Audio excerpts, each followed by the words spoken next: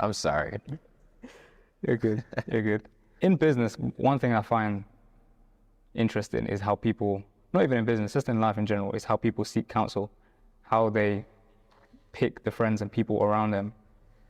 Do you have a go-to system aside from intuition that helps you filter people around you?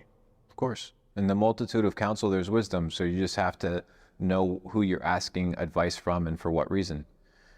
You know, I can ask somebody in my friendship group about business advice, and that maybe I can't ask them about relationship advice.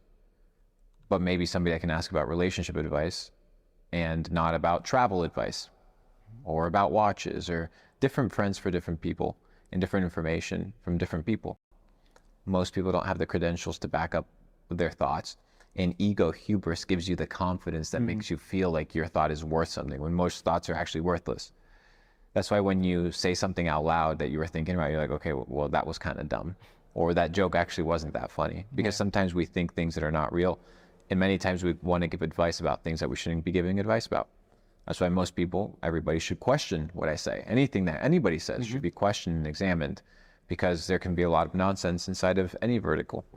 So take advice. In the multitude of counsel, there's wisdom. But ask yourself, is the person that I'm taking advice from somebody worth listening to?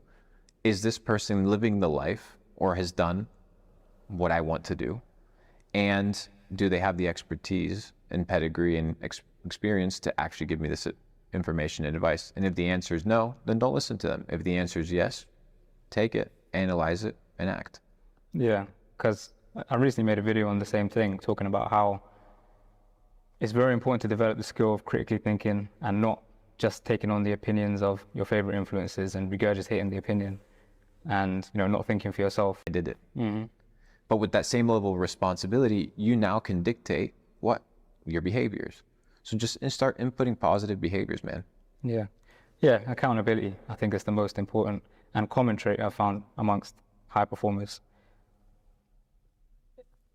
On accountability, actually, how far do you think that goes? Do you think you're responsible for not only your actions, but the actions of other people around you as well? No. You're just responsible for what you do. You're responsible for how you act and how you react to situations that come your way.